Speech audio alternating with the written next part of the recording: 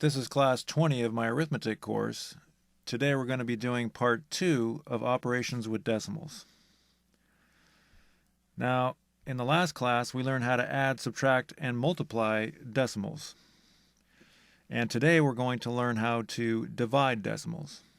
So the good news is that the algorithm that you learned for dividing whole numbers is the same algorithm you're going to use to divide decimals. Remember, that was good news for the last class too. Addition, subtraction, and multiplication of decimals is the same. You use the same algorithm that you used for addition, subtraction, and multiplication of whole numbers. The only difference is that when you're using decimals, you just have to know where to put the decimal when you write your final answer. So let's get right into it. Now remember, if you didn't finish the homework from class 19, go back and do that completely incorrectly and check all your answers, or else you'll learn nothing in the last class, and you're not going to learn anything in this class. So here we go. Let's get into it. Problem number 1, 0.7218 divided by 0.6. All right, so it's the same algorithm. So we just set up the operation. The dividend goes inside the little compartment, whatever you want to call that. And the divisor goes on the outside as usual. Always the number to the right is the divisor and when you have a division sign.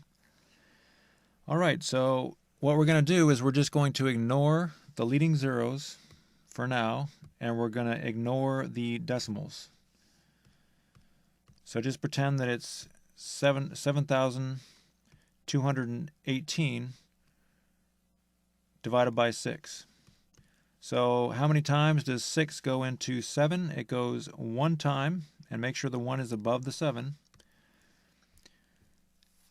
And remember, division cycles. So we're doing the first cycle, and each cycle has 3 steps. So we just did the first step. See how many times 6 goes into 7, and it goes 1 time. How many times does 6 go into 7? 1 time. So the second step of the cycle is you multiply 6 times 1 and put the product under the 7, because that's what we went into, is 7. Then the third step of the cycle is you subtract 6 from 7 to get 1. That's all 3 steps of the first cycle. The first cycle is now done. Now, if you already remember all these cycles, then you can just go forward here and go ahead and do this problem. But if you are a little rusty on the cycle, on the steps for how to do these cycles, then you can watch me on this first problem. So now, at this point, we do the same 3 steps over again. The only difference is we first bring down the next number. Always bring down that number first. And then instead of 6 going into these numbers, it's how many times does 6 go into the remainder. And then from now on, it's just the same cycles over and over and over again. How many times does 6 go into 12? It goes 2 times, and make sure the 2 is right above the next number. That's the first step of the second cycle. And the second step is 6 times 2 is 12. And the third step, and you can write your subtraction signs here if you want. The third step is 12 minus 12 is 0. We just finished the second cycle. All right, so then as usual, you bring down the next number. The next number is 1. Then you ask yourself, does 6... Whoops, let me get rid of that squiggly line there. Then you ask yourself, does 6 go into 1? And after you brought down the number, it still doesn't go in. The 6 still doesn't go into the 1. So if it still doesn't go in after you brought down the number, and the key is after you brought down the number, then you put a 0 over that 1 and make sure it's right above the 1. You have to follow this algorithm exactly. If you don't line up these numbers correctly, and these numbers also, then you're going to get it wrong. So then, because 6 did not go into 1, you put a 0 there, and then you drop down the next number. 8 comes down. And then you ask, how many times does 6 go into 18? And it goes in 3 times. Put the 3 above the 8. So that's the first step of the third cycle. The second step of the third cycle is 6 times 3 is 18. And it looks like we're going to have a remainder of 0 again. And so the third step of the third cycle, you subtract 18 minus 18 is 0. And now your remainder is 0, and there's no more numbers over here. So when you're dealing with decimals, because in the previous problem, when you were dividing whole numbers, you only stopped when there were no more numbers here. Okay, but there's another prerequisite. There's another requirement for dividing decimals that you didn't need to worry about in the other problems, and that is that the remainder has to be 0, because we're not going to have a remainder when we're dealing with decimals. Because remainders, we're going to explain in future courses that remainders, they're really just fractions. Not the remainder itself, but the remainder kind of turns into some form of a fraction. So now that we are working with decimals, which are fractions, we don't need to write, remainder 3 or 32 or whatever the remainder is. We're just going to write the remainder in a form that's represented by a decimal. So, but you're going to see that as we go along. So now, there's no more numbers, and we have a remainder of 0. If you don't have a remainder of 0, then you just keep going. So now the big question is, where do we put the decimal? So as you can see, that algorithm that we just did, all this stuff is the same algorithm you already learned when you were dividing whole numbers. But now the question is, where do we put the decimal? So here's the rule. You ready? It's very easy. You learned a rule for addition, you learned a rule for subtraction, you learned a rule for multiplication. For addition, you just bring the decimal straight down, and you have to line up the numbers. For subtraction, you have to line up the numbers again, and you bring the decimal straight down. With multiplication, you had to count how many digits were to the right of the decimal and each of the numbers that you're multiplying, and add them all up, and then you start from the very right in your final answer and move however many places to the left. So for this, those were all the algorithms, or those were all the rules for placing decimals. So now you're going to learn the last rule for placing the decimal for long division. So here we go. You figure out how many times you move this decimal to get all the way to this line. In other words, how many times do you move this decimal to make this divisor a whole number? You want to go all the way over to this line. So the answer is very easy. You just move it one time. Then you take this decimal and you move it one time also. Then you bring it straight up. Because you move the decimal in the divisor one time, you also move the decimal in the dividend one time. And then you move it straight up. So the algorithm is very simple. So our final answer is 1.203. Now you can see that if you don't line these numbers up properly, the decimal is going to go in the wrong place. And if you don't move the decimal over the right number of times, then it's not going to go in the right place when you bring it up. You don't want to bring it up here. You don't want to bring it up here. You got to bring it up in the right place. So 1.203. So we're doing very complicated, very sophisticated operations with fractions, but it seems easy because we're just using the same algorithms and we're using decimals. That's really the key. When you're using decimals, the calculations are much easier. All right, so let me do one more problem, then you can try number 3 and number 4. I'm going to do this one a lot faster because I don't want to bore you. 4.172 divided by 0.07. 7 doesn't go into 4. It doesn't go into 4, so you have to go into 41. And it goes 5 times. Notice I put the 5 above the 1. I didn't put it above the 4 because we're dividing into 41. You have to put the number above the last digit of the number that we're dividing into. The number we're dividing into is 41, so you have to put the 5 above the 1, which is the last digit to the right.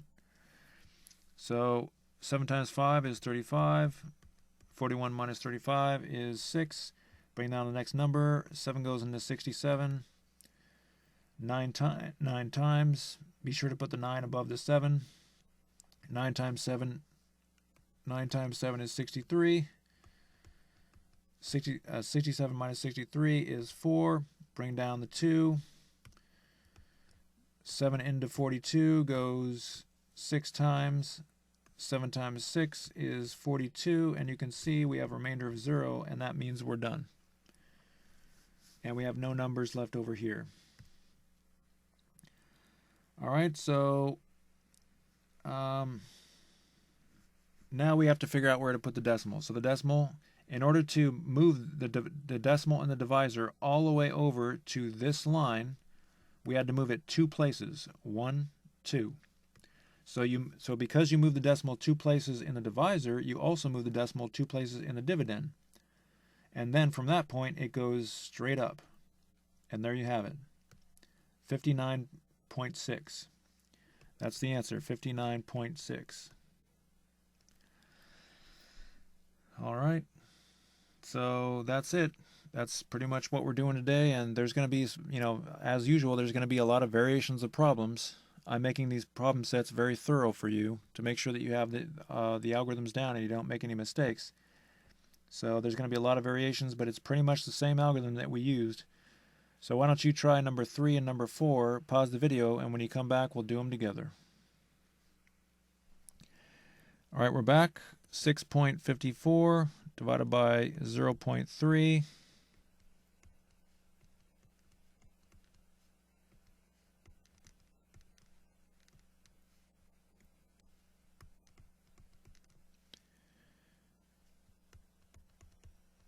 $21.8.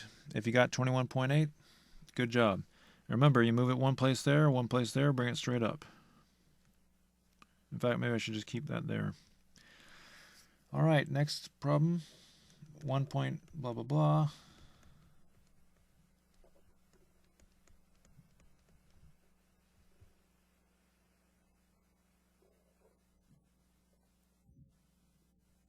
Just make sure I got that right. All right.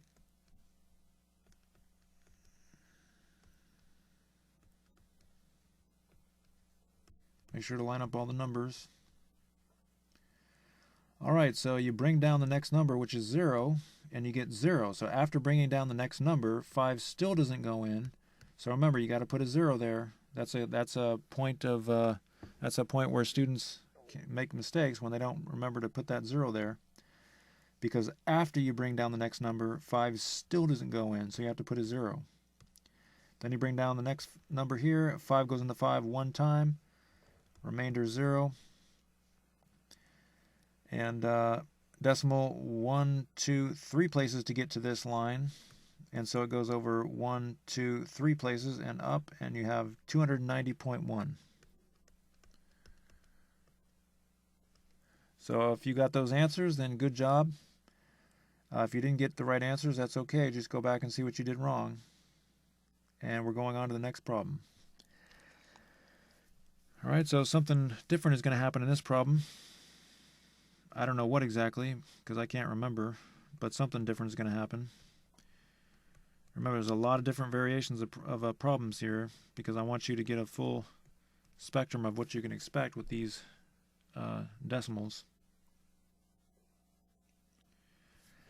All right, so 8 goes into 4. It doesn't go into 4 at all, but 8 goes into 40 5 times. 8 times 5 is 40. 40 minus 40 is 0. Bring down the 2. After you brought down the 2, 8 still doesn't go into 2, so you have to put a 0 up here. And notice that I put the 5 above the 0. I didn't put it above the 4. You know why. Then I bring down the next number. 8 goes into 28. 3 times. 8 times 3 is 24. 28 minus 24 is 4. Now this is where things get different.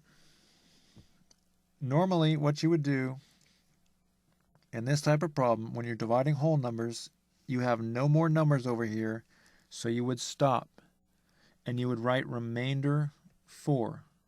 Okay? You would stop and write remainder 4 because there's no more numbers. But now we're doing decimals, so that rule doesn't count anymore. If you have a remainder, even though there's no numbers over here, you have to keep going. So that's something different with decimals. So you have to add a 0 and bring it down, and 8 goes into 40 5 times. Put that 5 right above that 0. Notice that these numbers are all lined up. And 8 times 5 is 40.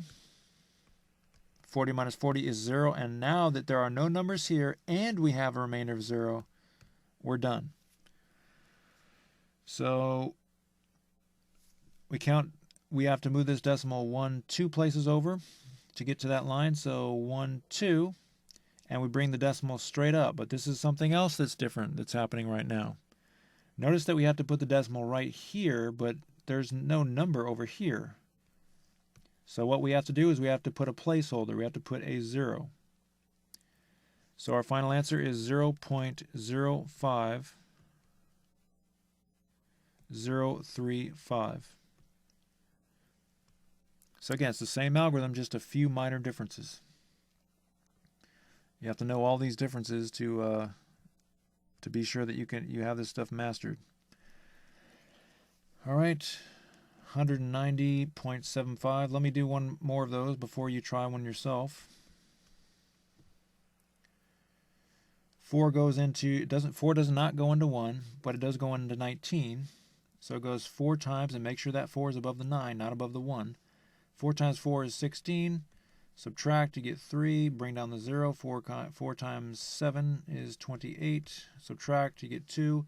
Bring down the 7. 4 goes into 27 8 times. Wait, no, not 8 times. 6 times. 4 times 6 is 24. Subtract. Bring down the 5. And 4 goes into 35 8 times. 4 times 8 is 32. And I'm going to make this smaller here. Sorry, I'm going off the page. And 35 minus 32 is 3. Now, look. Again, you have the same situation. You have a remainder and you have no more numbers here. But you have to, despite the fact that you have no more numbers here, you have to keep going because we're doing decimals now. You're not going to write remainder 3. So because there are no more numbers, you have to put a 0 and then bring down that 0. Now 4 into 30 goes 7 times. 4 times 7 is 28. And here I go off the page again. Sorry about that. And 30 minus 28 is 2. And then you have to put another 0 and bring down the 0. And 4 goes into 25 times. And now 4 times 5 is 20. We have no remainder. So as you can see, I'm not putting all the subtraction signs because that would just take forever. This is a long algorithm. So now that there are no more numbers here and we have a remainder of 0, then now we stop. So bring the decimal over 1 place to get to that line, which means that you bring this decimal also over 1 place and bring it straight up, and it goes between the 6 and the 8. So you have 476.875. All right. Number 7 and number 8 are just like the problems that I did. Remember, you got to keep going. You keep adding zeros until you have a remainder of 0. And what else was different about that problem? A few things are different. I think you got the point. Try number 7 and 8, and when you're done, we'll do them together. All right, we're back. 2.7 divided by 0.8. Ignore the decimals. Ignore the leading 0. We don't care about that. We don't care about the decimals right now. 8 goes into 2. It doesn't go into 2 at all, but 8 does go into 27. It goes in 3 times. Notice I put the 3 above the 7. 8 times 3 is 24. 27 minus 24 is 3. So at this point, we don't stop.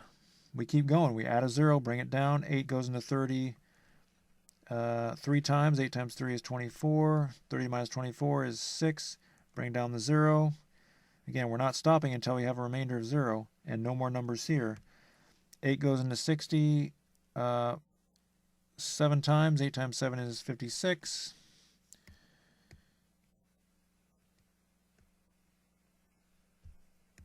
And 60 minus 56 is 4.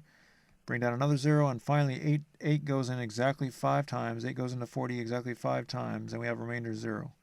So now you're done. So we have to move this decimal over one place to get to this line. And because we have to move the decimal over one place in the divisor, we also have to move it one place in the dividend and bring it straight up. So our final answer is 3.375. All right, 0.78 divided by 0.04. 4 goes into 7 one time, blah, blah, blah.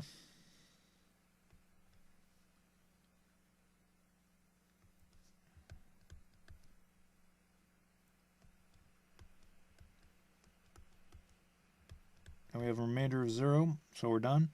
Move the decimal 2 places to the right so that it hits this, gets to this line. And because you moved it 2 places to the right there, you have to move it 2 places to the right here, bring it straight up, and you have 19.5.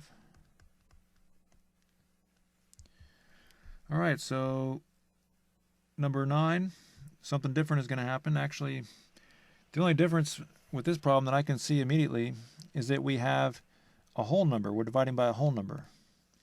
So let's see what happens here.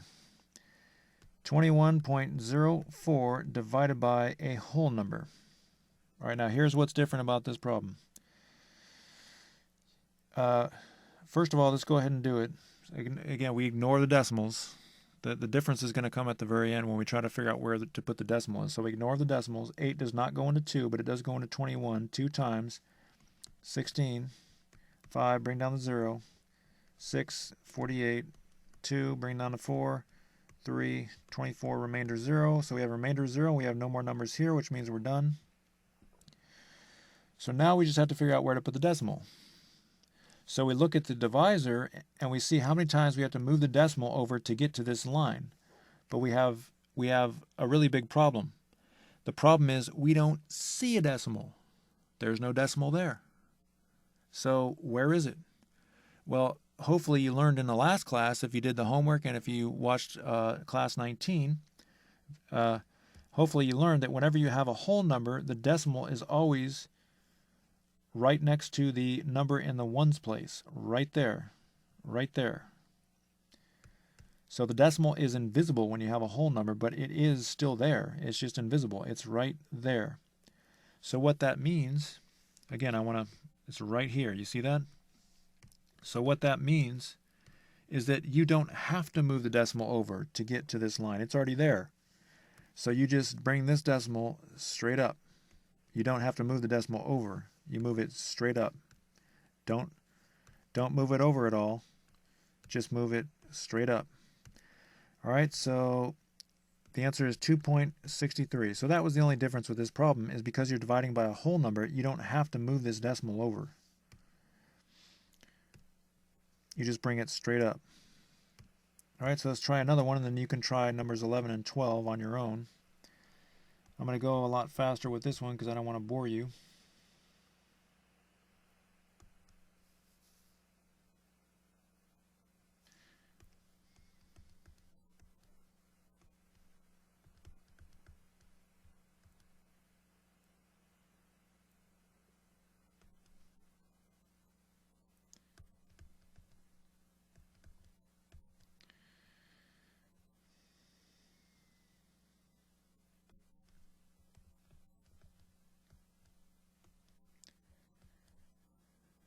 Now we had to add a 0 there because we don't have a remainder of 0 yet. So we had to add a 0 there. 6 goes in 6 times is 36. Bring down the 4. 0. And it looks like this one is going to be a repeating decimal.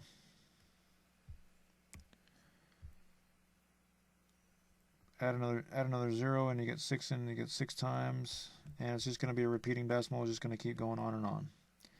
So now, again, because you have a whole number as a divisor, you don't have to move the decimal. You just bring it straight up.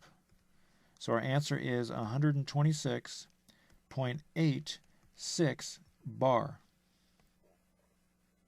Because these 6's, they just keep going on and on and on and on and on. So, and again, remember, I put the 1 above the 7 because 6 did go into 7. So if it goes into 7, you put the 1 above the 7. You don't put it above the 6.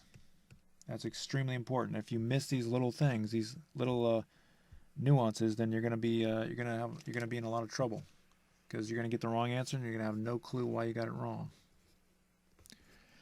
All right, so try numbers 11 and 12. Pause the video, and when you come back, we'll do them together. All right, we're back. 2.315 divided by 5. 5 goes into 23 4 times. 20.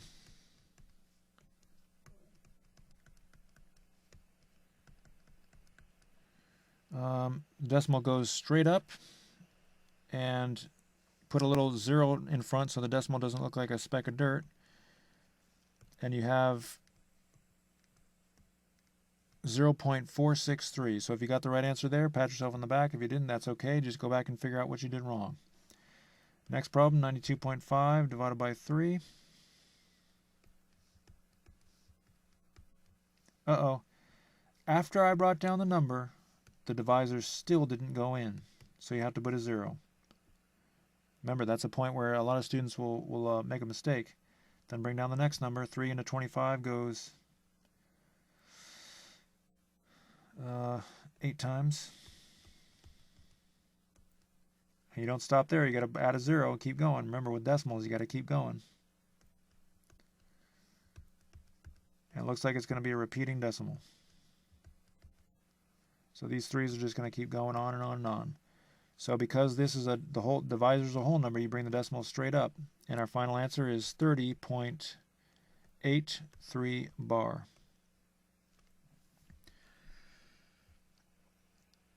All right, so now we're going on to, if you got that one right, pat yourself on the back. If you didn't, just go figure out what you did wrong. Number 13, something different's going to happen here. We're still dividing by a whole number, so I'm not really sure what is going to happen.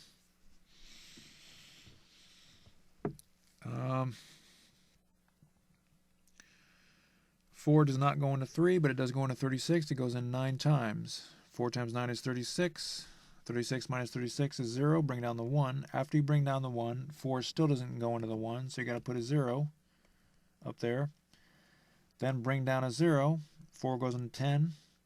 2 times. 4 times 2 is 8. Bring down the subtract. Keep going because our remainder is not 0. And then 4 into 20 is 5 times. Goes 5 times. 4 times 5 is 20. Remainder is 0. So now that we have a remainder of 0 and there's no more numbers up here, we can stop. And the decimal comes straight up.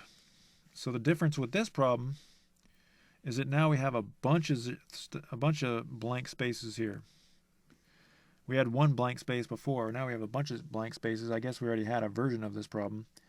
So now you put a 0 for this place above the 3. You put a 0 and a 0 and a 0, and I think you get the point.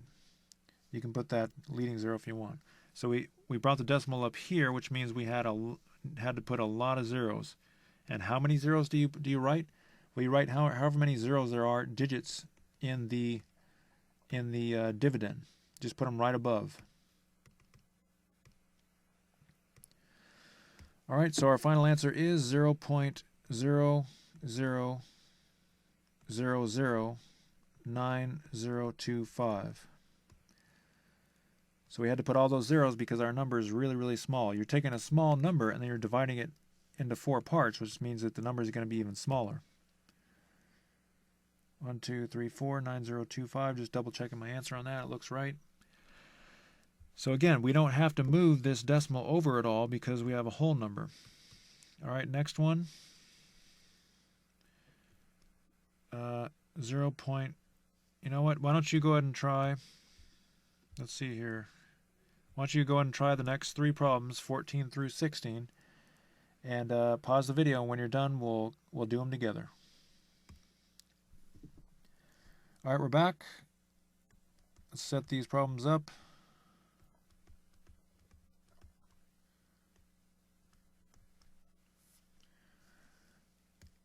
I should probably move this over a little bit.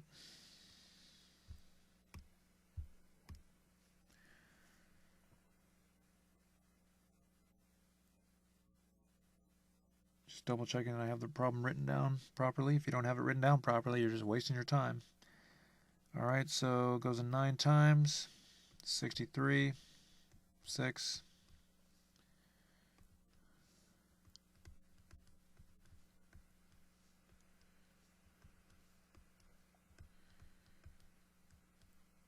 And we're done. Decimal goes straight up, which means you need a 0 over the 6, you need a 0 over the 0, and a 0 over the other 0.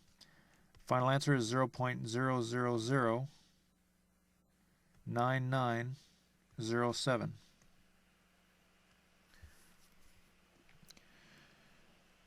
All right, next problem.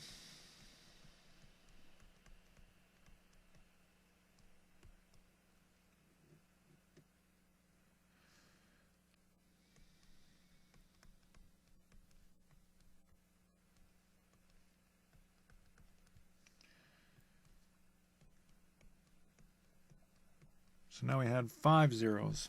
0.1234561. So if you got the right answer, good job. If you didn't get the right answer for 15 or 14, go back and figure out what you did wrong. And number 16.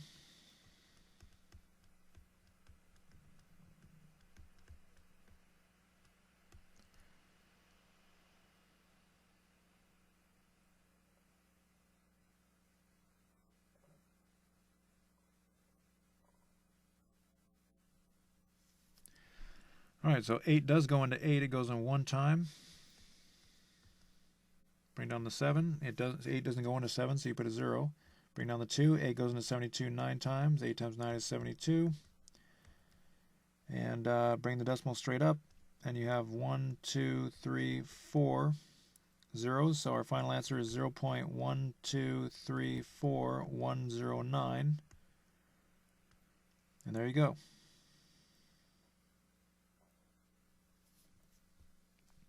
So if you got those correct, good job. Going on to the next problem. Something different is going to happen with this problem. I'm not really sure what. 35.45 divided by 0.12344 zeros. All right, 5 goes into 35 7 times. Bring down the 4. 5 still doesn't go in, so you put a 0. Bring down the 5. 5 goes into 45 9 times. And our remainder is 0. We don't have any more numbers, so we can stop. Now we have to bring the decimal over 1, 2, 3, 4, 5 times. Because we moved the decimal over 5 times there, we have to move it over 5 times here. And now this is where the problem starts to get different. 1, 2, and there's no more numbers. But you have to keep going. We moved over 1, 2, 3, 4, 5 times. So 1, 2, 3, 4, 5. So you need 3 more zeros. All right? And then you bring the decimal straight up here. But again, there's no numbers over here, so you have to add zeros. A 0 over that 0, a 0 over this 0, and a 0 over this 0. So our final answer is going to be a big old whole number. So it's 709,000. That's it, 709,000. So that problem was different because you had to move the decimal until it went beyond our dividend, and we had to add more zeros. Then we had to bring it straight up over here where there are no numbers, so we had to add these zeros. That's the difference. All right. Let's see here. So why don't you try numbers 18 and 19, and remember to add those zeros. Pause the video, and when you come back, we'll do them together. All right, we're back. Let's start with 18.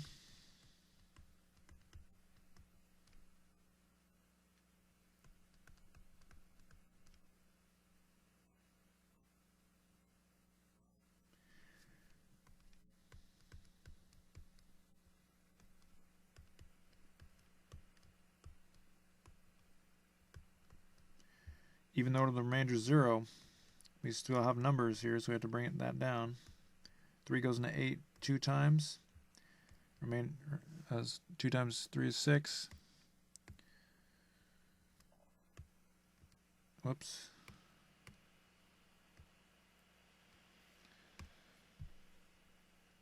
Eight minus 6 is 2. Bring down a 0.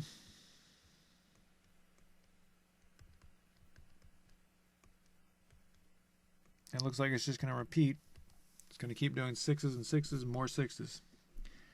Now we count 1, 2, 3 places over, and 1, 2, 3 places over there, and our decimal goes straight up.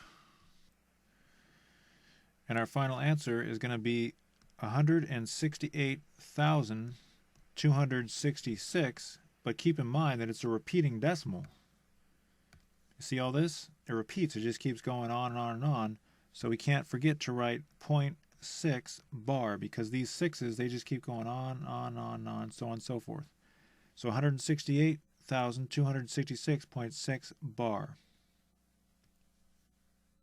Let's do number 19 now. 1.458 divided by 0.1234 zeros and then a 2. 2 goes into 14 7 times. It doesn't go into 1. Bring down to 5. 2 goes in 2 times. 4, 9, 18. Now we have to bring the decimal over 1, 2, 3, 4, 5. 1, 2, 3, 4, 5. So we had to add 2 zeros there, bring it straight up. And now we have 2 zeros here. So our final answer is 72,900. If you got the right answer, good job. If you didn't, go back and see what you did wrong. All right, let's see what's different in this next problem. 654 divided by 0.003. I guess I should be utilizing more space here. All right, 654. So the difference with this problem is now your dividend is a whole number. In the other problems, our divisor was a whole number, but in this problem, our dividend's a whole number. So let's see if that changes much. 600, so 3 goes into 6. Let me see here. 3 goes into 6 2 times.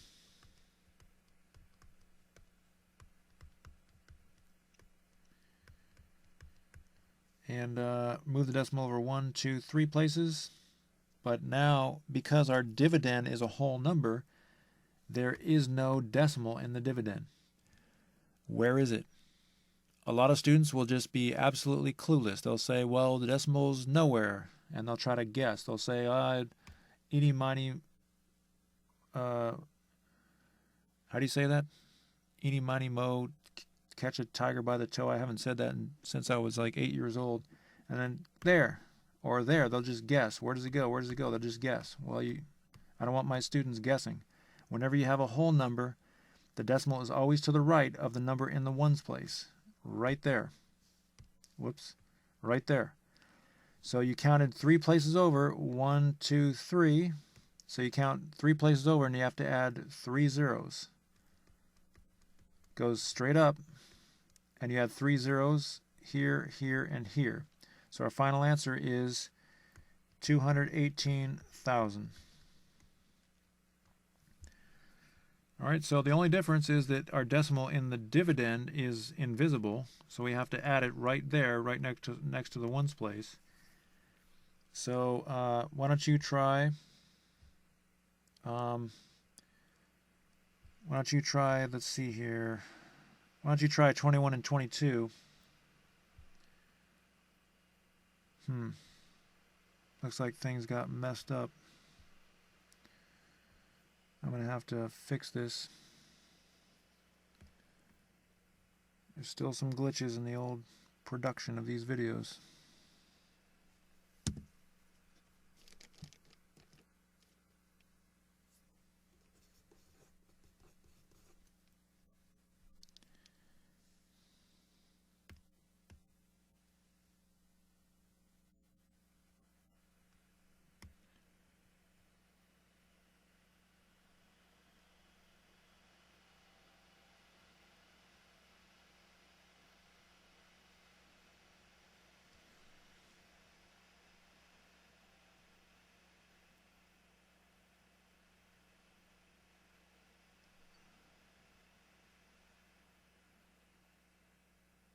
Alright, I think that fixed it. These pages get flipped around and my production is not exactly rock solid here. It's not exactly foolproof. All right, so why don't you try 21 and 22, and when you come back, we'll do them together. Pause the video. All right, we're back. 495 divided by 0.1234 zeros and a 5. 5 goes into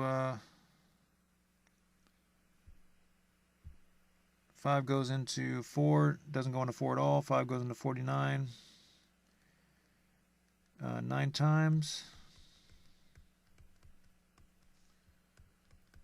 Remainder 0, no more numbers, so bring the decimal over 1, 2, 3, 4, 5 times. 1, 2, 3, 4, 5. So our decimal is here. It's invisible, but it's right there. 1, 2, 3, 4, 5 times. So you need 5 zeros. And that means you need 5 zeros up here. And you bring that decimal straight up. And we have... Looks like we have 9,900,000. That's it, 9,900,000.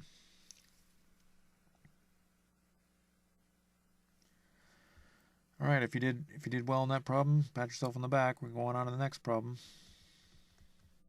Let's go ahead and let's not write that comma. We don't want to mistake it for a decimal.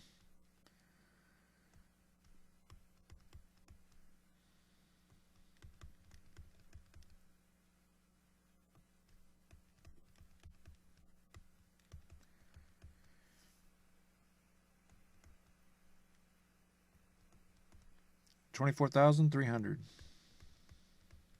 If you got that one right, pat yourself on the back. If you didn't, that's okay. Just go back and figure out what you did wrong. Alrighty. So I think the next problem is going to be the same. So why don't you try 23? Pause the video. When you come back, we'll do it together. All right, we're back. 4410 divided by 0.9.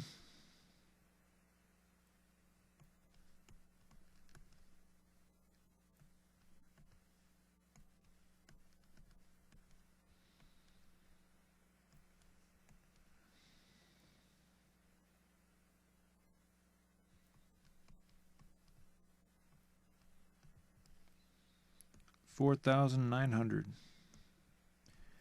If you got 4,900, good job. If you didn't, just go back and see what you did wrong. All right, so something new is going to happen here, and I can immediately see what's going to happen. We have a whole number is the dividend, and we're dividing by another whole number. So there's no decimals here. So you're probably thinking, well, why are we doing this problem? This is just like the problems that we did when we were dividing whole numbers. Well, you're right. We're just dividing two whole numbers. The difference is we're not going to put an r with whatever the remainder is. We're going to actually write the decimal. We're going to write the actual fraction, which is what the remainder represents. So 765 divided by 6. 6 goes into 7 one time.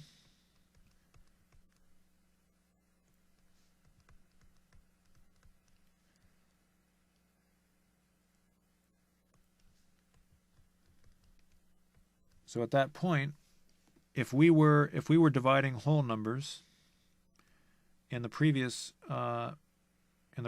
lessons,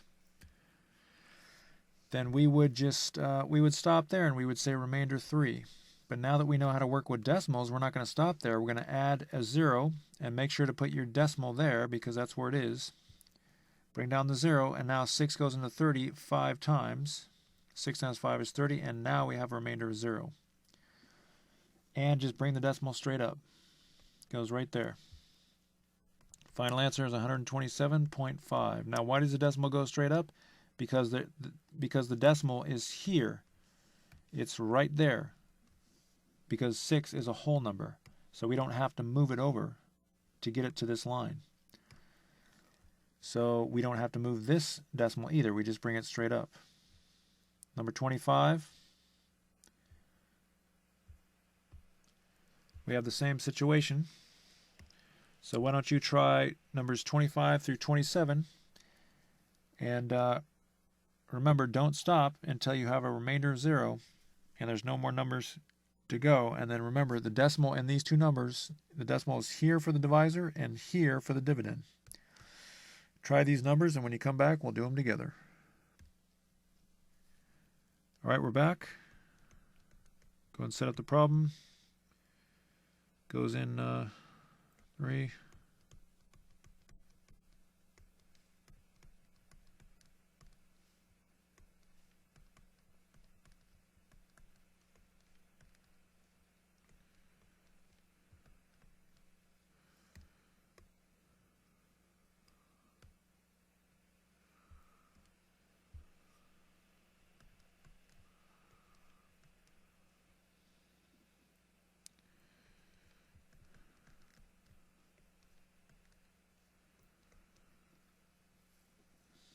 I thought that was going to be a repeating decimal, but I guess not. We have a remainder of 0 here, and there's no more numbers over here. So we just bring the decimal straight up. Now, where was the decimal? It was right here. So that means we go straight up. And we have 362.625. If you got the right answer, pat yourself on the back. If you didn't, that's okay. Just go back and figure out what you did wrong.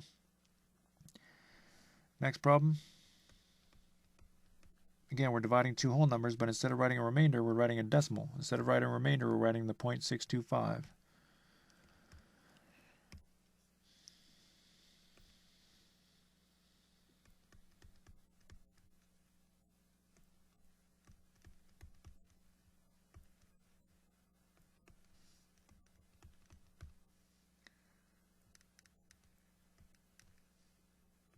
Put your decimal there.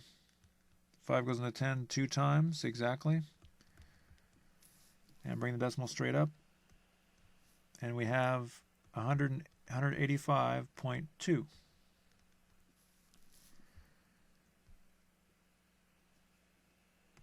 Number 27.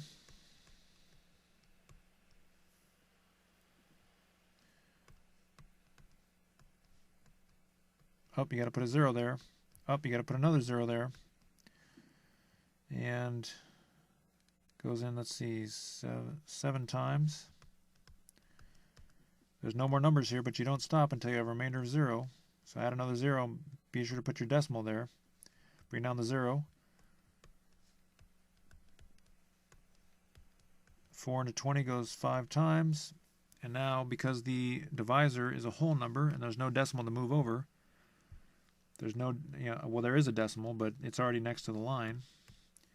We just bring the decimal straight up, and we have 1007.25.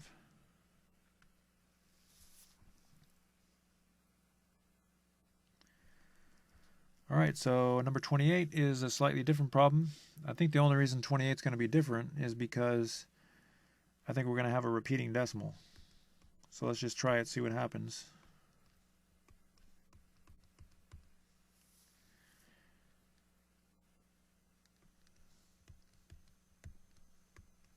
Put your decimal there.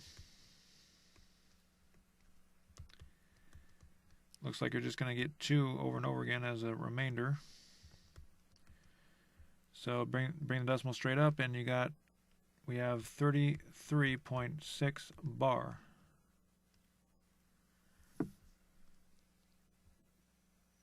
All right, let's try 29.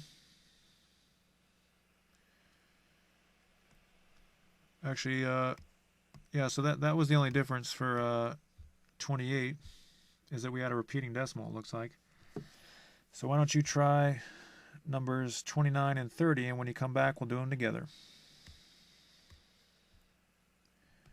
All right, we're back.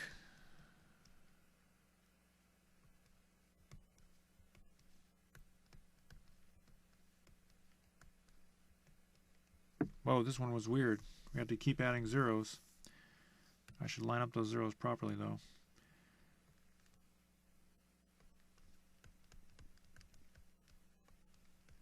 Uh-oh. Sheesh. I know what's going to happen here, folks. We're dividing by 7. This is going to get messy.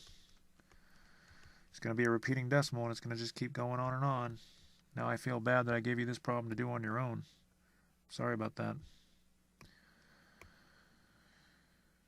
It doesn't mean you can't do it, though. I'm going to have to make this pen a little thinner to fit this in here, I guess.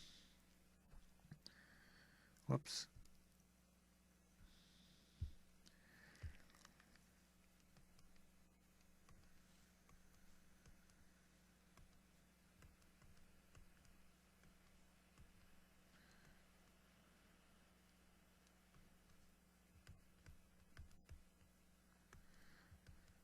I don't know when I'm going to stop. Whenever I feel comfortable stopping, so you have enough numbers here. We should be able to stop pretty soon here.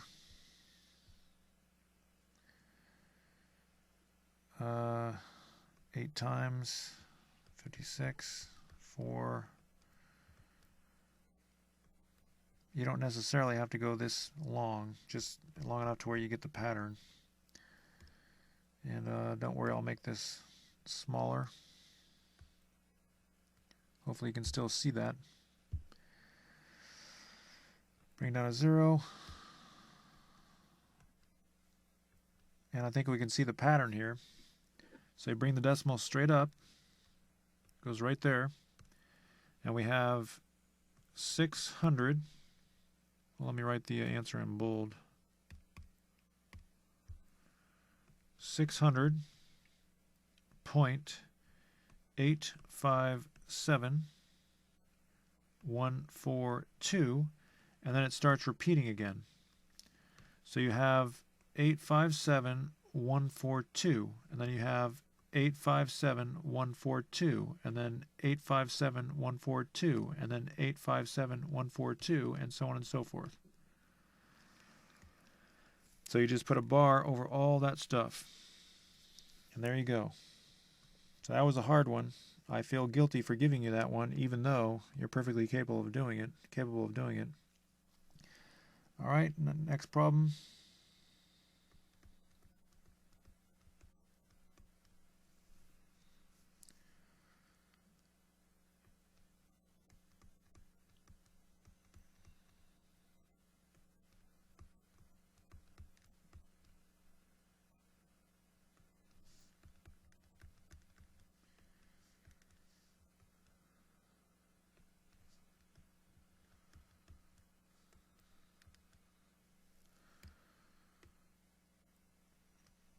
Again, these are different problems because they're repeating decimals. Our solutions or our quotients are repeating decimals.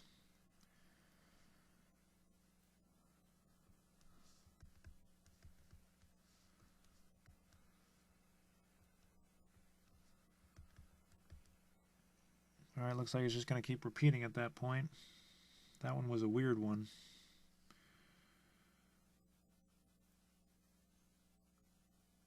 I'm pretty sure I did that correctly. That was a very weird problem. So now the decimal is, where's the decimal? It's here. It's right next to the ones place of the whole number. Bring it straight up, and we have 983.83, and the 3 goes on forever. Not that really time has anything to do with it. Sometimes I say forever, but it doesn't mean that time really has anything to do with what we're doing here. All right, number 31. Now you try, if you got those right, good job. Try 31, pause the video. When you come back, we'll do it together. All right, we're back. 923 divided by 7. I should write more legibly. Sorry about that.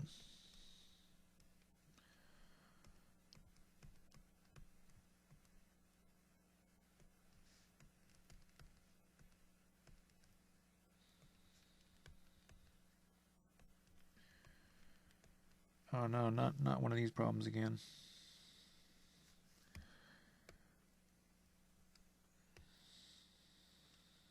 This is a pain. I can't believe I'm giving you these problems. Actually, I can believe it. You really need to be able to do these. It's good practice.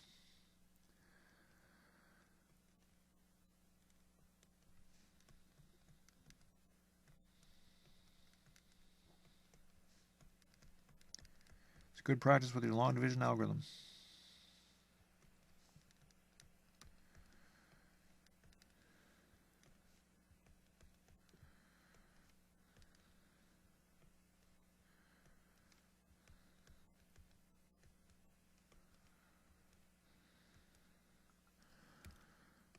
All right, I'm going to make this a thinner ink. I'm going to shrink it down. Hopefully you can still see that.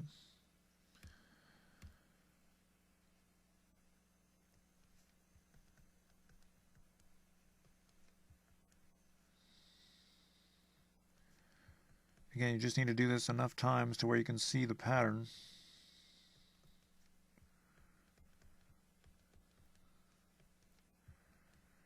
And it looks like it's just going to start repeating there. So bring the decimal straight up. The decimal was here, right? Right there. So that means the decimal is there. Bring it straight up. And we have, let me change the pen thickness. We have 131.857142, and then it starts over again. So put a bar over that, and that's our answer. So again, you're probably thinking, well, why did you make me do that? That was cruel. Well, it's not being cruel. It's just giving you practice. All right, you're practicing the long division algorithm. All right, so something new is going to happen on number 32. Let's see what's going to happen. 3.809 divided by 0.013. Well, I can see immediately what's going to happen on this one. We're dividing by a two-digit number. The divisor is a two-digit number. So let's see here. So we have to do 13 into 38. So this is going to require us to do multiplication. For all these problems, just for time's sake, I'm not going to multiply on the side. You know, we would do 13 times 2 is 26, 2 times 3 and then is 6, and then 2 times 1 is 2. And then try 13 times 3. 3 times 3 is 9, 3 times 1 is 3. You know, I'm not going to do that because it's just going to take too long. So you can go back and look at the multiplication class if you really want to do that. I'm just going to do it in my head.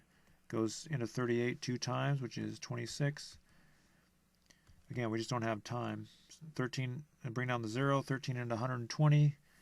Now this is where your estimation comes in. Again, you can go over here and you can say 13 times 5 and then try that one. 65, not enough. 13 times 9, try that one. And that one's going to be it. And you know, you can try that, but I'm just going to use the estimation method. I'm just going to pretend that this is 10. If this is 10, then this would go into 120 12 times. That's a lot of times. So remember that the number that you put up here it can't be bigger than 9. 9 is the biggest number, which means 9 is probably going to be it.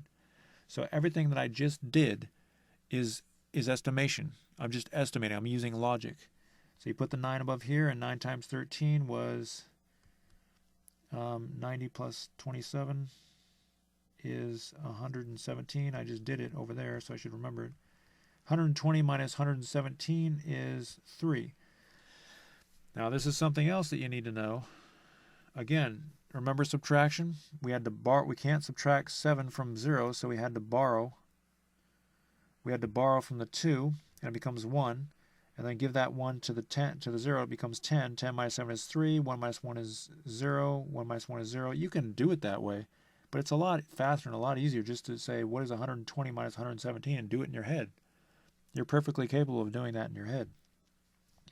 If you don't do it in your head, then these two-digit problems are going to get really laborious. But the good news is that I didn't give you very many of these. You know, I'm not that cruel. So I'm not going to give you a lot of these problems where you're dividing by a two-digit number because the math starts to become laborious. 120 minus 117 is 3. And then we have a remainder, so we can't stop. Remember, if you have a remainder, you can't stop. So you have to add a 0, bring it down. 13 into 30 goes 2 times.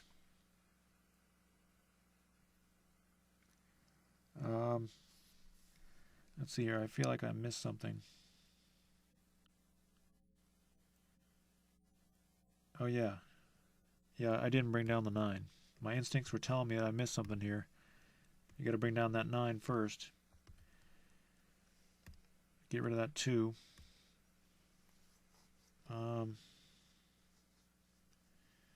13 goes into 39 3 times, and now you have no remainder because 13 times 3 is 39. So now we're done. Now remember, you take this decimal and you bring it over 1, 2, 3 times to get to this line. Therefore, you bring this decimal over 1, 2, 3 times and straight up, and your answer is 293. So the difference is pretty much that we're dividing by a 2-digit number. That's the only difference for these problems. So this is going to get pretty heavy here. So you can multiply off to the side. You can use the estimation method. You know what? Let me do this next one with you. I want to show you one more method that you can use to multiply more quickly, and this is actually a really effective method if you're going to get really tired of this. And trust me, I think you are going to get tired of doing all this multiplication. So I want to show you this. I personally use the estimation method along with my multiplication facts, and those two tools are enough for me to get the answer pretty quickly. But in case you want to go ahead and multiply the numbers with the algorithm, I'm going to show you the faster way. And I already showed you this, but I don't think I really went over it a lot. So 88 doesn't go into 32, but it does go into 328. Now we're first going to estimate, so it's kind of a combination of estimation and using the algorithm I'm about to show you. So 88 is close to 100, so 100 goes into 328, obviously 3 times, so let's try 3. You don't put the 3 above the 3, you don't put the 3 above the 2. You put it above the 8 because that's the last digit of the number you're dividing into. 3 times 88. So here's where the new part comes in. If you set this up over here, you would do 3 times 8 and then 3 times 8, right? Well, you can do that without having to write it separately over here. So what you can do is you can do 3 times 8 up here, which is 24, and the 4 goes there, carry the 2, and 3 times 8 is 24 plus 2 is 26, and the benefit of that is that you don't have to write more numbers down here. So it makes it way easier. All right, so 264 or 328 minus 264. Again, you can subtract using your subtraction algorithm, but I'm going to do it in my head because it's going to be a lot faster. 64. So our remainder is smaller than the divisor, so that means we can't go in any more times. 3 is correct.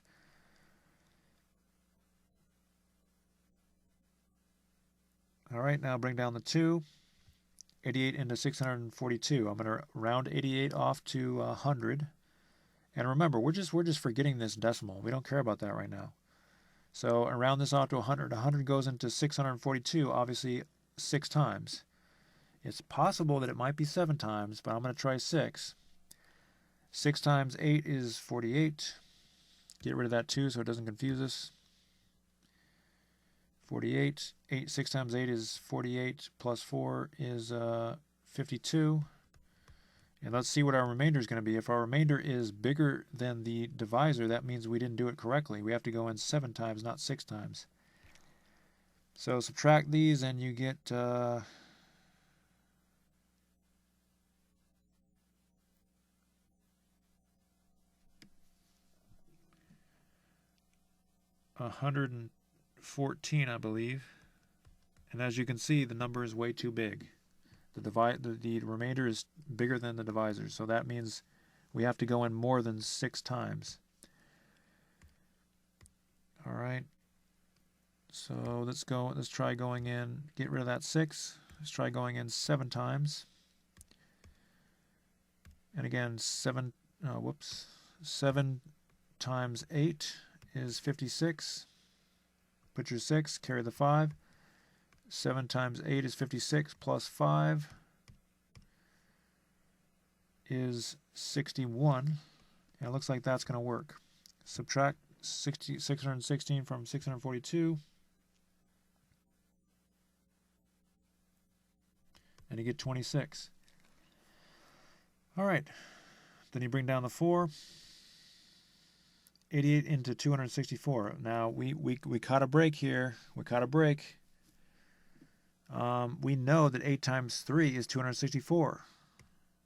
So use the clues. This makes it a lot easier. So we know this is going to be 3 times, because 3 times 88 is 264. Remainder 0. So we can breathe a sigh of relief at this point. Now, where do we put the decimal? First of all, the decimal in the divisor is here, even though it's invisible. Then we move the decimal over one place to get to this line, and we move it over one place here, and so we have to add a 0, then bring it straight up, and it goes here. So our final answer is 3,730. All right, so why don't you try 34 and 35, and you can use that faster method if you want to. When you're done, we'll come back and do them together. All right, we're back. Let's see here, 0.377 divided by 29.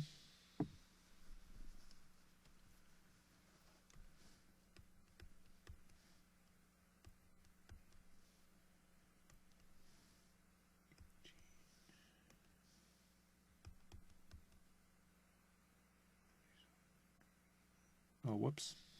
Going one more time. See, that saved me. When the remainder is bigger than, or when the remainder is bigger than the divisor or the same size as the remainder. What did I just say? When the remainder is bigger than the divisor or the same size as the divisor, you can go in one more time. So now we're doing 3. 3 times 29 is 60 plus, that'd be 87 exactly, obviously. So we get 0. And the decimal on this one goes straight up, because the divisor is a whole number, which means the decimal is already next to this line. So we have to put a 0 there. So our final answer is 0.013. If you got the right answer, good job. I'm proud of you if you're getting these answers right. If you're not, well, just go back and figure out what you did wrong. No big deal. Anybody can do this stuff. You just have to put a little work in. Next problem.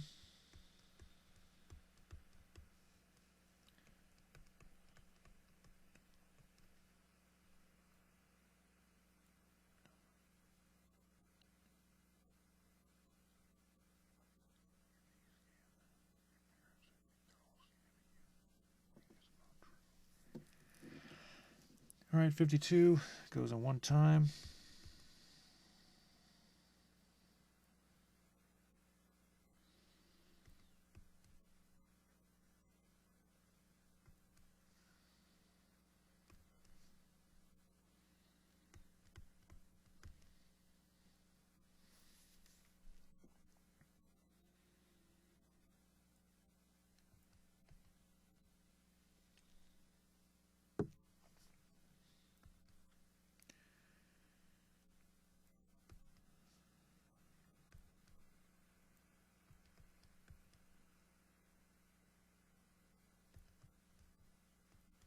We have to keep going. Whoops. We have remainders, so we have to keep bringing down zeros. 52 times 2 again is the biggest number of times. So that would be 104 again.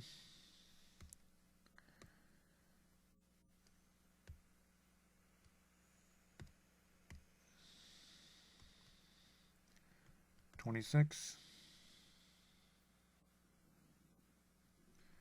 Bring down another 0. I have a feeling it's going to go in 5 times.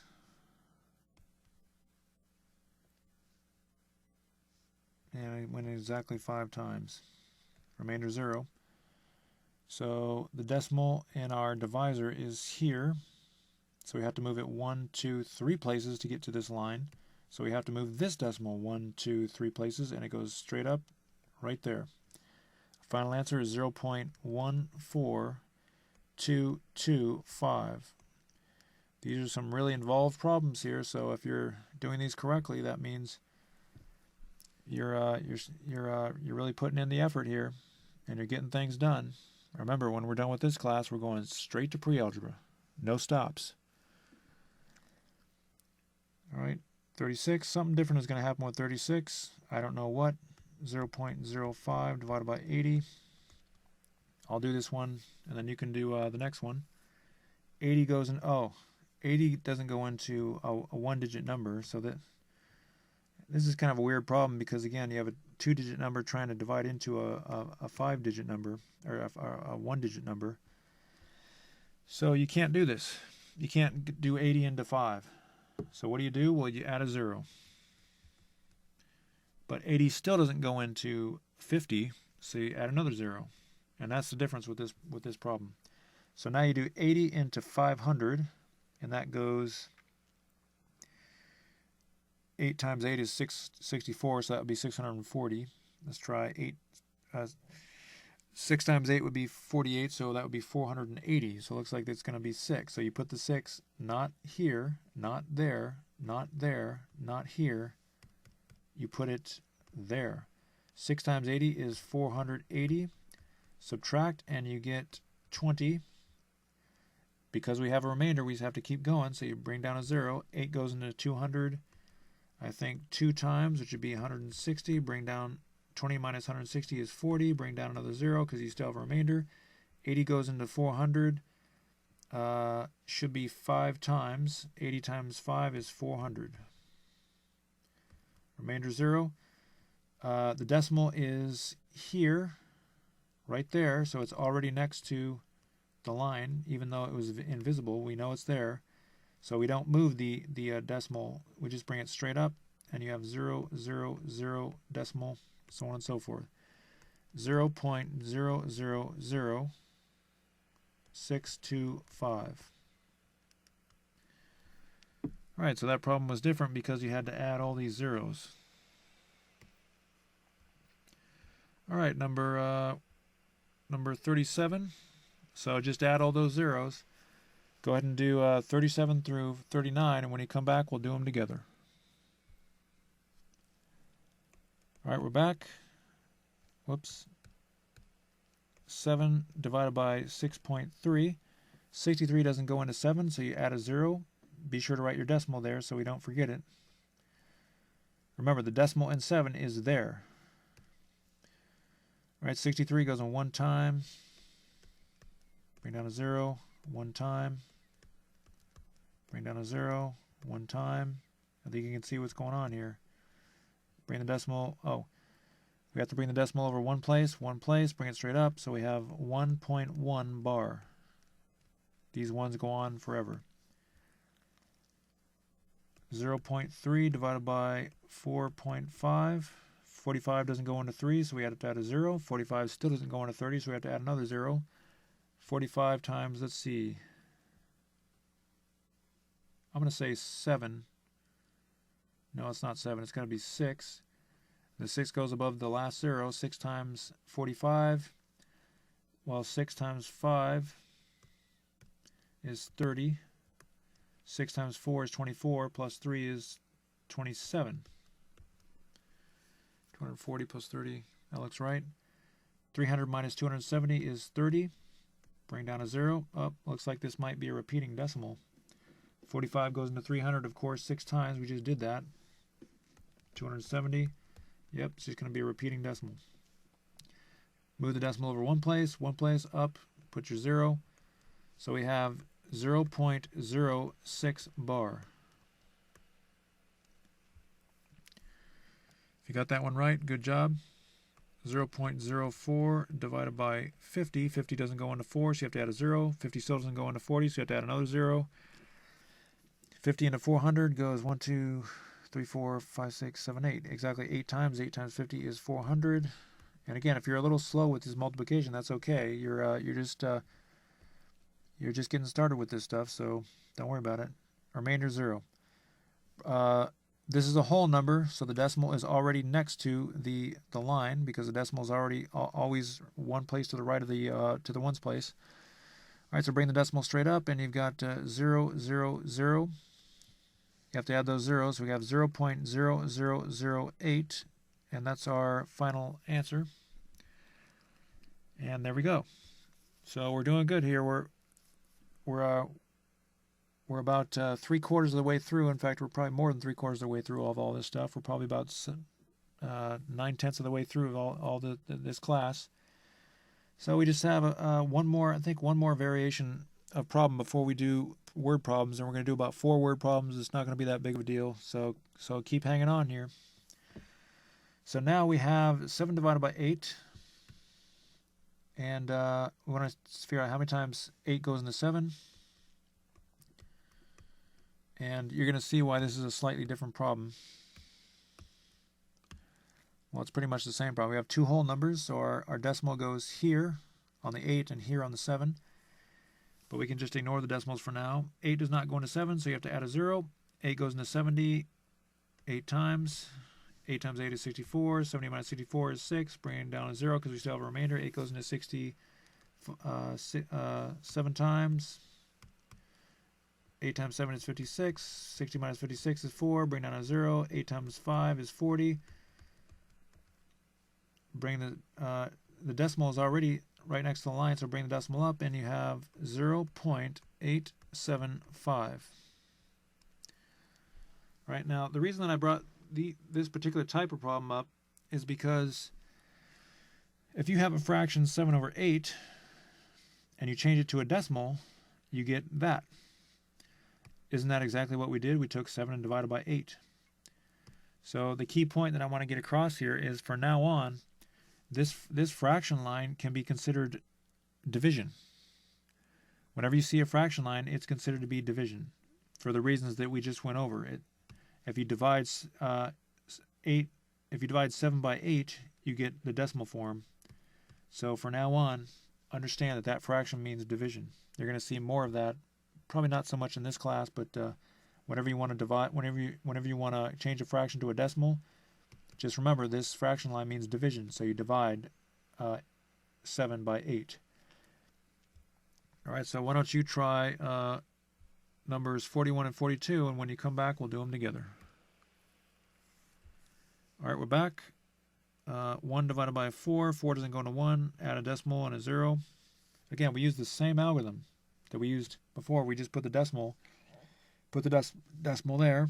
It's the same algorithm when you're converting 1/4 to a decimal. 4 goes in 2 times. 8, 2, 0, 0, 5, 20, remainder 0.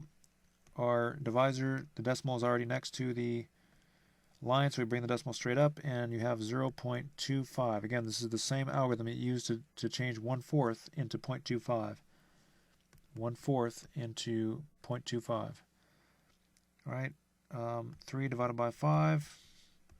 Add a 0 and a decimal. Same algorithm we use to change fractions into decimals. Goes in 6 times. 30, remainder 0. Bring the decimal straight up, and we have 0.6. 3 divided by 5. 5 goes into 3 0.6 times, because 5 doesn't go into 3. Only a fraction of 5 goes into 3. What fraction? 3/10, or excuse me, 3/5 of 5 goes into 3. All right, let's see, 43. We have 2 more of these problems, and then we're going to do word problems. We only have 4 word problems. The difference with these problems is that they're going to be repeating decimals, but no big deal. So I'll do number 43, and you do number 44 after I'm done. So 5 divided by 9. 9 doesn't go into 5. Put a decimal, a 0. 9 goes in. 9 times 5, 45. 50 minus 45 is 5. Bring down to 0. 9 times 5 again. 9 times 5 is 45. You can see it's just going to be a repeating decimal. Bring the decimal straight up, and you have 0.5 bar. Now you try 44, and when you come back, we'll do it together.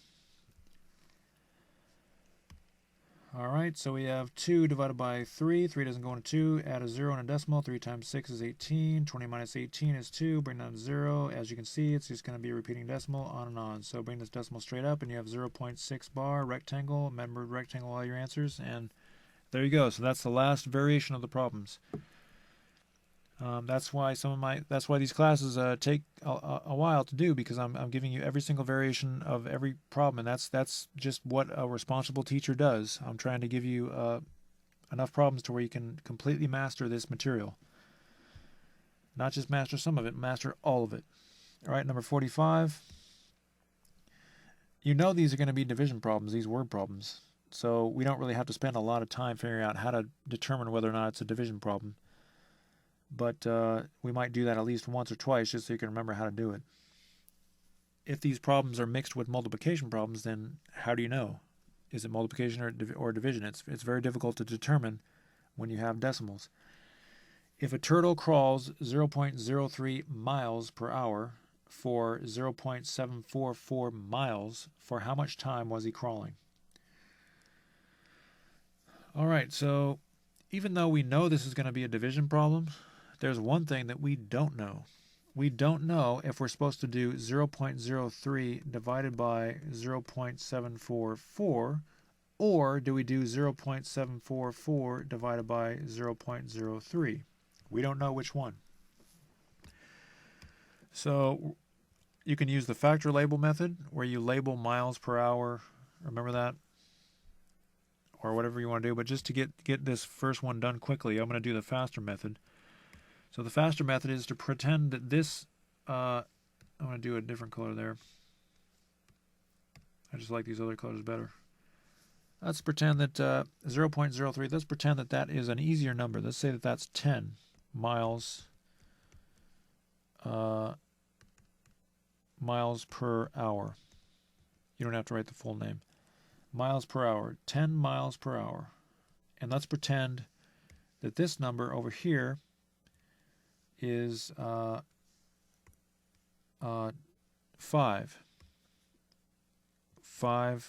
miles. So this is miles per hour, and this is just miles. All right. So now that we have these easier numbers, it's going to be a lot less work to try to figure out what operation or what order what order we use for the division. So put your green. So now what we're going to do is we're going to reword or reread the problem, and we're going to use these numbers instead of these hard fraction numbers. All right, so if a turtle crawls 10 miles per hour for 5 miles, for how much time was he crawling? Okay, so let's say that again. A turtle crawls 10 miles in 1 hour. A turtle crawls 10 miles in 1 hour. Okay, if he crawls 5 miles, how many hours would that be? Now, I just realized sometimes when you choose numbers, your answer is going to be a fraction. So I'm going to go ahead and reverse these numbers. I'm going to make this 5 miles. I'm going to choose slightly easier numbers. And I'm going to choose 15 miles. Actually, let's see. Let's try 20 miles for this one. Sometimes the numbers don't work out so that they're so that you get a whole number. We want to get a whole number. That just makes things easier. So I'm going to erase this. So now let's restate it. The turtle crawls 5 miles in 1 hour. 5 miles in 1 hour. But the turtle crawled for 20 miles. So if the turtle crawls 5 miles in 1 hour, 5 miles in 1 hour, but he was crawling for 20 miles, how many hours was he crawling? Now think about that. The turtle crawls 5 miles in 1 hour, and he was crawling for 20 miles. He didn't crawl for 5 miles. He crawled for 20 miles. So how many hours? He crawls 5 miles in 1 hour. 5 in 1 hour, but he didn't crawl 5 hours. He didn't crawl 5 miles. He crawled 20 miles. So how many hours? Well, you just do 5 miles in 1 hour plus 5 miles in 1 hour plus 5 miles in 1 hour plus 5 miles in 1 hour, and you get 20. Each one of these 5s is 1 hour. So that's 4. So here's the key. Did you divide 20 by 5 or did you divide 5 by 20? If you divide 5 by 20, you don't get 4, you get a fraction. So it has to be 20 divided by 5. It has to be the green divided by, the green divided by the purple. So that went a lot slower than it had to go just because I was explaining everything. But when you're doing it, it's going to be a lot easier. So we know,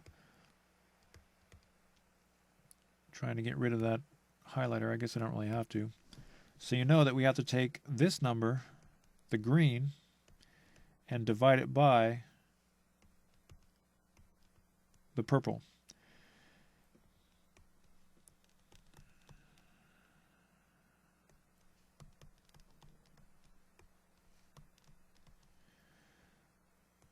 1, 2, 1, 2, so 24.8. And if you write the answer and rectangle it, you're going to get 1 point taken off. Why? Because we have to figure out what we found. For how much time was he crawling, and the time is hours. Or you can just write HR.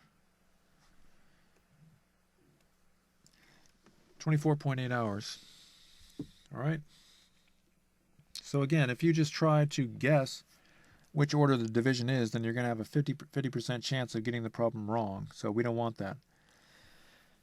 All right, so let's choose. You can use the factor label method if you want to also. Why don't you go ahead and try this problem, see what you can do. Again, the hardest part of the problem is just figuring out what order to divide. I'm going to go ahead and do this problem with you, and I'm going to use the factor label method. You can also use the method where you just make these whole numbers.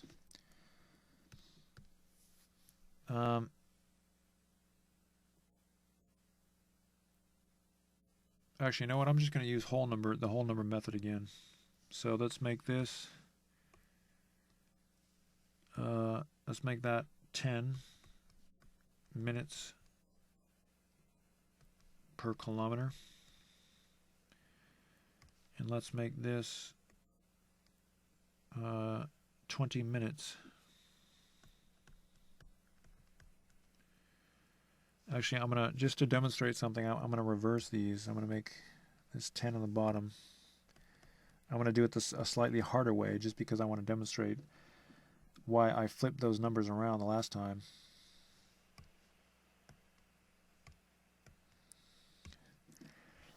So now we reword the problem. It takes Natalie 20 minutes to drive 1 kilometer. If she drives her car for 10 minutes, how far will she travel? So the woman travels 20 minutes it takes her 20 minutes to drive 1 kilometer. Okay, 20 minutes to drive 1 kilometer, but she didn't drive for 20 minutes. She only drove for 10 minutes. So this is actually going to be a fraction. The answer is going to be a fraction. So that's why I switched the numbers the last time, because I didn't want to deal with a fraction. But the first step here is to figure out what the answer is using these two numbers.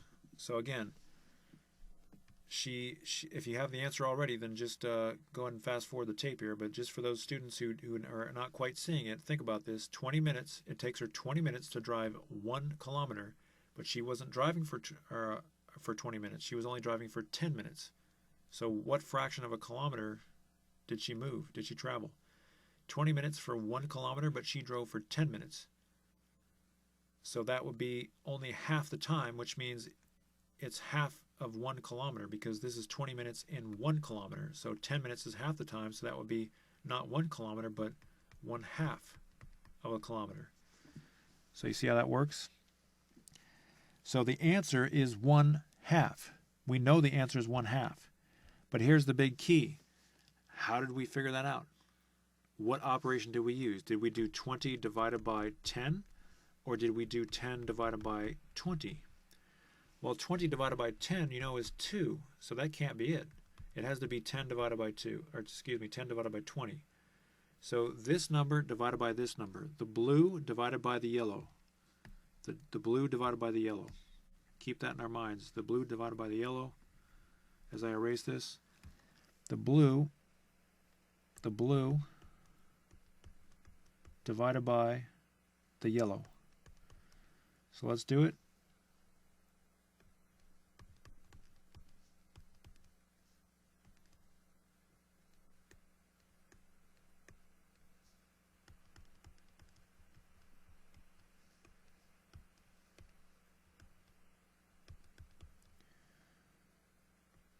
And our decimal goes straight up once you move it over.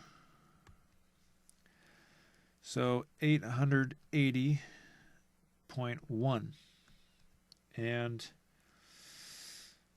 what are we looking for? How far will she travel? Whoops, there's a missing T there. How far will she travel? 880.1 kilometers. And don't get lazy. Just go back to the problem. and figure out what measure of distance. It is kilometers. So don't get lazy. Write your kilometers there. All right. So again, that was a method that we used to figure out what order to divide.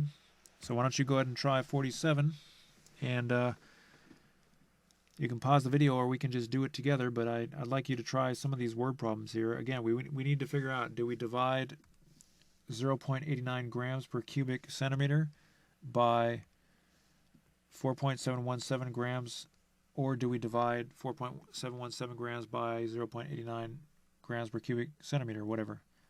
You get the point. Which one do we do? So I'm gonna use the same method because I want you to get used to that method. Again, we're not using the factor label method that I taught you in the class where we learned how to multiply and divide fractions. I'll do that in the last one, number 48, but I want you to try this one. Figure out what order do we divide. Use the method where you use easy numbers. So let's choose 10 grams per cubic centimeter, and that's how you write cubic centimeter. I know you haven't seen that yet, but I'm not going to make you learn something that you haven't seen before. And we have, let's try 5 for this number, so that's 5 grams. I'll make that blue. So now we restate the problem with the easier numbers. The density of a substance is the amount of the substance in a particular space. The density of the metal potassium is 10 grams per cubic centimeter. That means 10 grams fit into 1 cubic centimeter. How many cubic centimeters would be filled with 5 grams of potassium? Okay, so let's restate this now. 10 grams fit into 1 cubic centimeter. We don't have 10 grams. We only have 5. So how many cubic centimeters? 10 grams fit into 1 cubic centimeter. We have 5 grams. So what is the answer going to be? Well, this one is actually going to be a fraction. I used really easy numbers, so it's going to end up being the same answer that we got before. Now, if you keep in mind, if you switch these numbers, this is not easy to picture because we're going to get a fraction. But if you switch these numbers, which you're perfectly capable of doing, you can do that. Make this 5 and make this 10. It's going to be a lot easier to find the answer. I just used random numbers, so I didn't know what was going to happen. But if you switch those numbers, you can see what's going on immediately. But we know that if we take 10 and divide by 5, we get 2. And we know if we take 5 divided by 10, we're definitely not going to get 2. We're going to get a fraction. So again, 10 grams for 1 cubic centimeter, but we don't have 10 grams. We have 5 grams. So how many cubic centimeters? It's going to be a fraction. Well, if 10 grams fit into 1 cubic centimeter and you only have 5 grams, obviously that's just going to be half a cubic centimeter. So we know it's not going to be this order. It has to be this order. So we're going to take the blue and divide by the yellow. Take the blue and divide by the yellow. So 4.717 divided by 0.89. Oh no, we got a 2-digit number here, so I'm going to round 89 to 100, and it goes in, I'm going to try 5 times. And that's 445, so it looks like that was correct. And then 471 minus 445.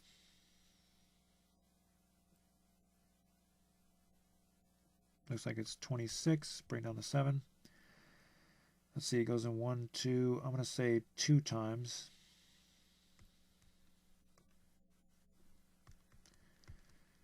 And we're going to have, I might have gone, it might be more than 2 times. Let's see. Oh, yep. It's going to be 3 times. So 3 times. Get rid of that 2. And it's perfectly 267. 27, 24, 25, 26. Yep. All right, so remainder 0. Bring the decimal 2 places over, straight up. We have 5.3 is the final answer, 5.3. And now if you write that, if you rectangle that and you leave that as your final answer, you'll get 1 point off. You have to write your unit, 5.3 what? What are we looking for? Well, it tells us right there what we're looking for, how many cubic centimeters. So you can write cubic centimeters, you can spell it out as cubic centimeters. Or you can do the easy way, which I would prefer you to do. Whenever you hear the word cubic, you just put a 3. Whenever you hear the word square, you just put a 2. Should make that C smaller. So that's something you need to remember. You're going to use that when you take science courses and upper math courses. So 5.3 cubic centimeters. And you might be wondering why it's cube. Well, that's because if you want to find the volume of a cube, you take the length and width and height and multiply them, and that's the same thing as multiplying the side of a cube 3 times, which is power 3. Same thing with area. We haven't talked about that, but it's not really important at this point. All right, 5.3 cubic centimeters.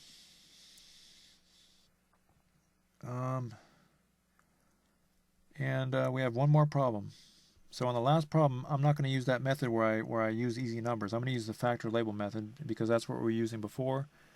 You can use the easy number method. You can use any method you want. You don't have to use the factor label method, but I'm just going to go ahead and show you that because, to be honest with you, that's what most scientists and engineers use. So why don't you try 48? You can try the factor label method, which I'm about to show you, or you can try the easy method, or you can just guess and have a 50% chance of getting the wrong answer, but that's not gonna do. So either the factor label method or the method I just used. Let's do it. You can pause the video if you want and try it yourself, or you can do it with me, but I prefer you at least attempt this yourself.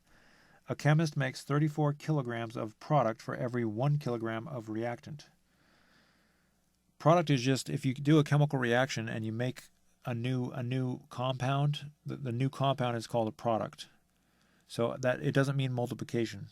Okay, that's just the term you use in chemistry to mean something that you get when you a new compound that you get when you combine two chemicals or react two chemicals together. A chemist makes 34 kilograms of product for every 1 kilogram of reactant. And the word reactant, that's just the chemicals that you start with. You put your reactants together, they react, and then you get your product, which is what forms when the compounds come together and make a new compound, or a new molecule or whatever it is. So 34 kilograms of product are produced for every 1 kilogram of reactant. And that's why they're called reactants, is because they react with each other. If this chemist makes 0.006766 kilograms of product, that's the compound that he made in the reaction. How many kilograms of reactant were used? How many kilograms of the stuff did he have to start with? And for all those people who might be scientists and engineers listening to this, just be aware. I understand that the numbers don't really make sense here, but I'm just assuming that this is one of the reactants, not both of them. All right, because it violates the fundamental law, or the first law of thermodynamics. But you don't have to worry about that if you're a kid or just learning the math here. So let's do the factor label method. We've got 34 kilograms of product for every 1 kilogram of reactant, and we've got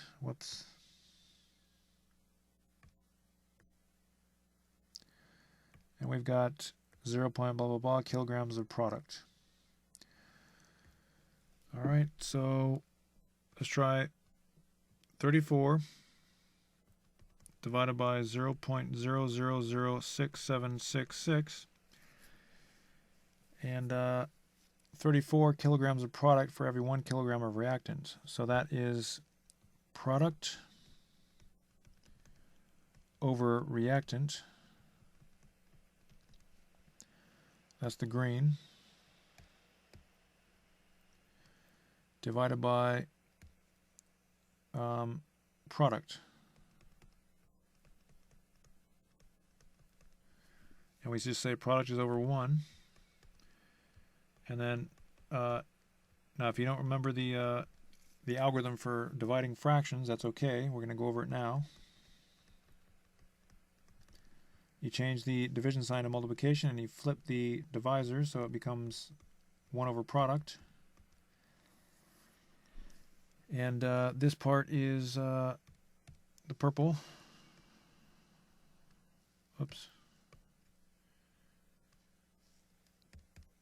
And if you multiply straight across, you get, remember, when you multiply fractions, you multiply the numerators. Product times 1 is product. Anything multiplied times 1 is just the original number. And reactant times product is just reactant dot product, because again, you just multiply straight across. And the products cancel out, and you're left with 1 over reactant, because the reactant is in the bottom. All right, so 1 over reactant is not correct, because we don't want 1 over reactant, we just want reactant.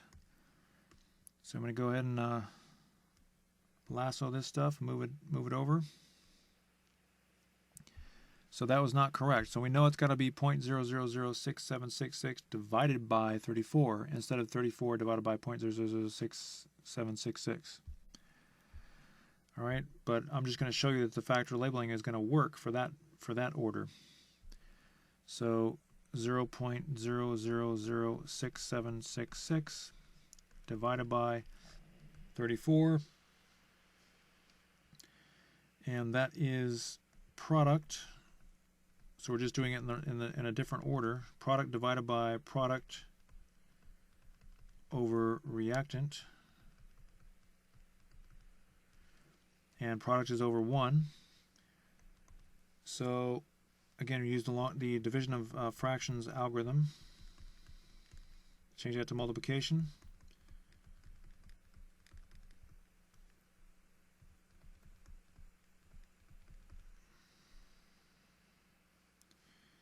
And multiply straight across, and product times reactant is just product dot reactant, because again, when you multiply fractions, you just multiply straight across.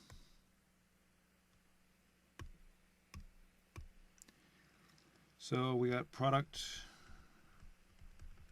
dot reactant, and the bottom we have 1 times product is just product. The products cancel out, but we have reactant in the numerator, which means our final answer is reactant. So that proves that it is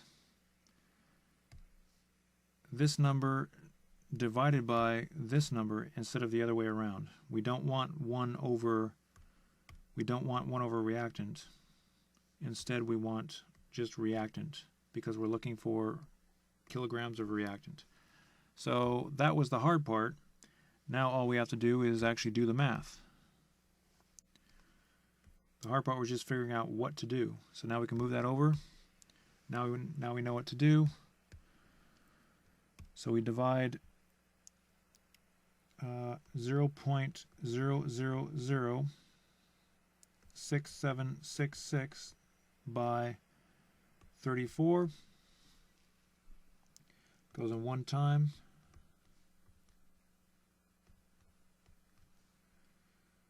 Bring down the 6. I'm going to say 9 times. That 336 is a big number, so I'll say 9 times. 9 times 4 is 36. Carry the 3. 9 times 3 is 27. Plus 3 is 300. Is that right? That can't be right. Yeah, I guess that's right.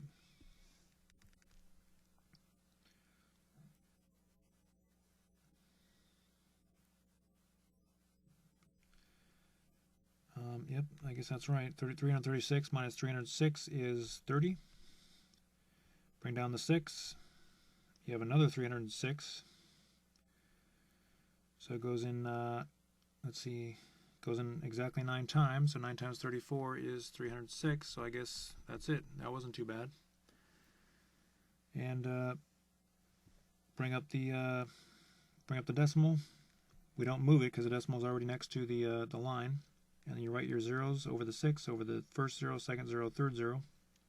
Final answer is 0.0000, 4 zeros, 1, 2, 3, 4, and then 199. And I'm going to have to move that over because we still need to write our units. And what units do we have? We have kilograms in the yellow, kilograms of reactant. That's what we're looking for. So we say kilograms, whoops, we say kilograms. I'm going to move this over, make it a little smaller.